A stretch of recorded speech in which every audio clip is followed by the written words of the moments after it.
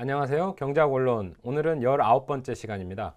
임금 소득과 차별에 대해서 공부해 보도록 하겠습니다. 우리 지난 시간에 생산 요소 시장을 이야기하면서 노동 시장에 대해서 살펴봤습니다. 노동 시장에서 균형 임금이 결정되죠. 그 균형 임금은 밸류 마지널 프로덕트, 한계 생산 가치에 의해서, 노동의 한계 생산 가치에 의해서 결정된다고 배웠습니다. 경쟁 시장에서는 그렇죠. 그게 경쟁 시장에서 결정된 그 균형들이 가장 효율적인 결과다라는 것도 우리 시장 이론 할 때 배웠습니다.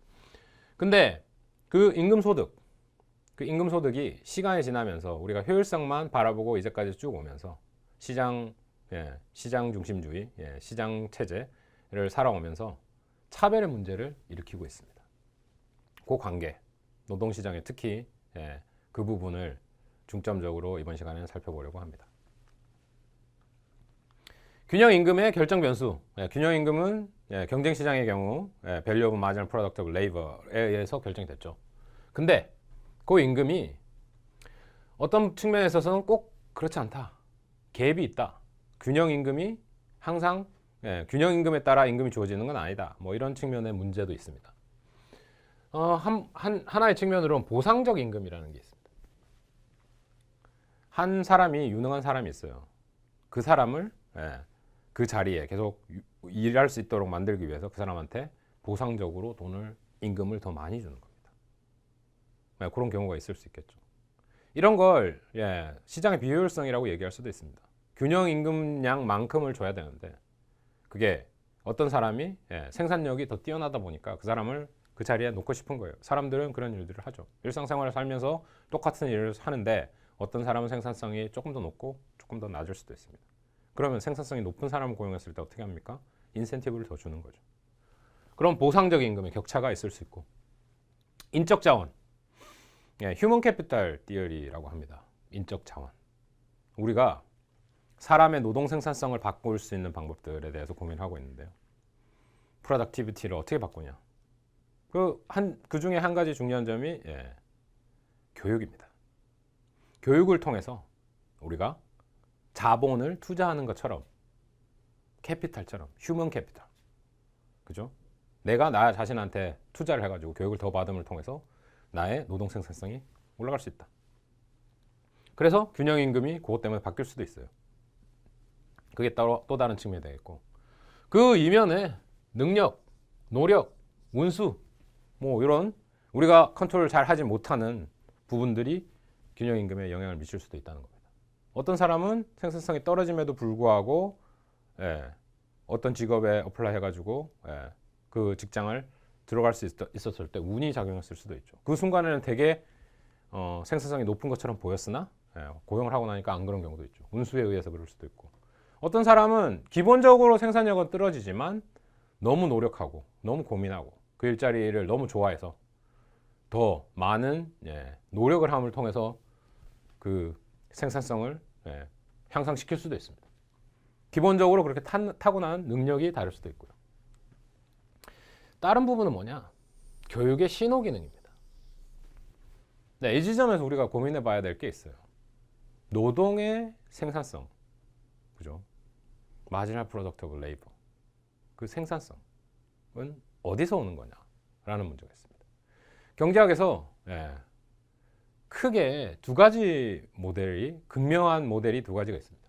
하나는 휴먼 캐피털, 인적 자원 쪽 측면이죠. 그러니까 우리가 교육에 투자를 더 많이 하고 더 배우고 그러면 노동 생산성은 증가한다. 뭐 합리적으로 이해가 되시죠? 공부 열심히 하면 노동 생산성이 증가한다. 그래서 우리가 공부하고 우리가 기를 쓰고 좋은 대학에 가고 대학을 졸업해서 좋은 직장에 취직할 수 있다라고 믿기 때문에 대학을 가는 겁니다. 그렇지 않다면 대학을 갈 이유가 그렇게 크지 않겠죠. 좋은 대학을 가야 되는 이유가 그렇게 크지 않겠죠.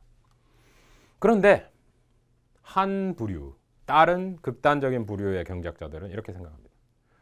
노동 생산성 과연 교육으로 바꿀 수 있을까요? 그 그룹의 사람들은 나는 절대 못 바꾼다고 생각합니다. 예? 노동 생산성을 바꿀 수 없다면 왜 교육을 받아야 되냐?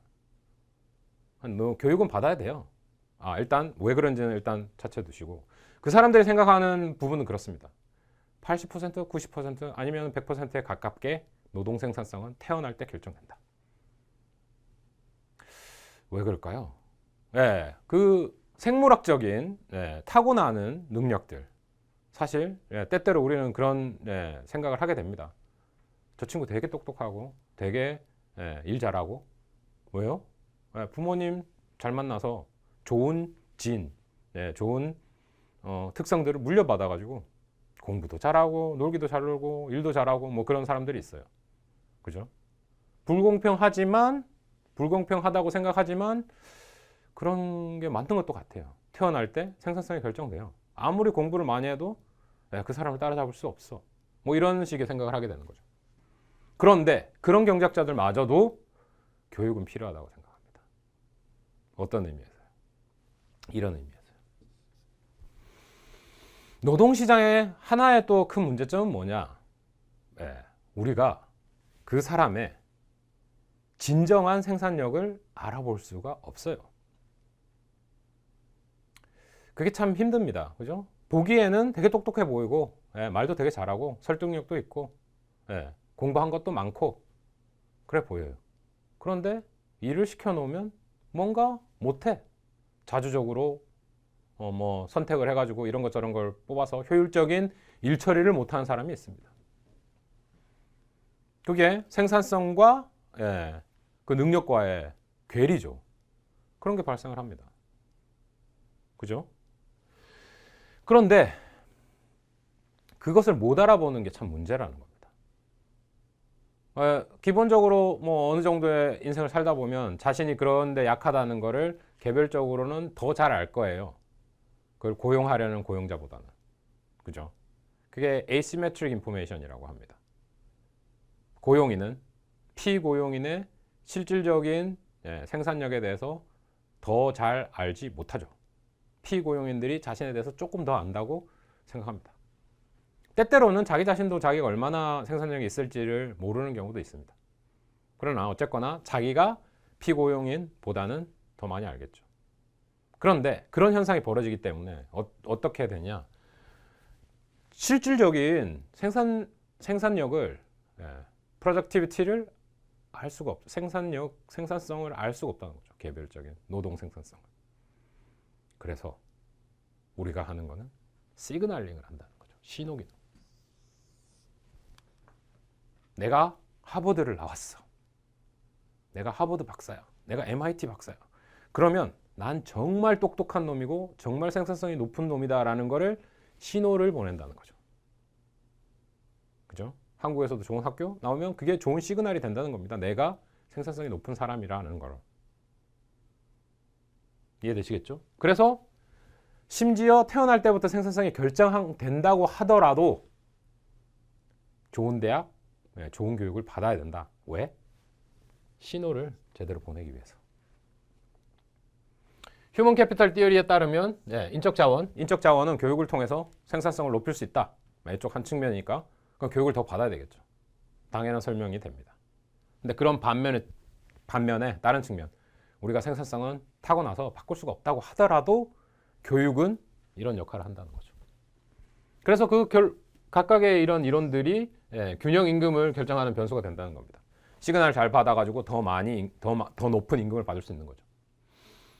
그다음에 뭐 슈퍼스타 현상, 한 사람이 너무나 뛰어나요. 그런 일이 벌어졌을 때 다른 사람들하고 격차, 그렇죠? 뭐 다른 경제적인 이론들이 있습니다. 너무 격차가 많이 나면 팀 프로덕티비티를 해친다. 아니면 그 차이가 남을 통해서 그 캐리한다고 그러죠. 슈퍼스타가 캐리해가지고 우리 팀에 있는 유능한 누군가가 캐리해서 우리 팀 자체의 생산성이 높아질 수 있다. 그래서 임금을 더 많이 줘야 된다. 아니면 사람이 그런 슈퍼스타의 그냥 스타성만 가지고 스타 의식만 가지고 있어가지고 우리 팀을 망친다. 생산성을 망친다. 두 가지 측면에 분석이 가능할 수 있습니다. 이런 것들이 균형 임금 결정 변수로 쓰인다는 거죠. 균형 임금을 결정할 때 이런저런 괴리도 만들고 균형 임금이 높게 아니면 낮게 생산성보다 높게 낮게 결정할 수 있는 변수들이 된다는 겁니다. 보상적 임금 격차, 비금전적인 직업 속성의 차이를 보상해주기 위한 임금의 격차죠. 네. 좋은 직업에 대한 노동 공급이 나쁜 직업에 비해 높다. 그러니까 금전적인 보상이 있을 수 있어요. 그죠? 일 잘하는 사람한테 금전적인 보상. 그거 말고 비금전적인 보상도 있을 수 있다는 겁니다. 직업 환경이 좋은 거죠.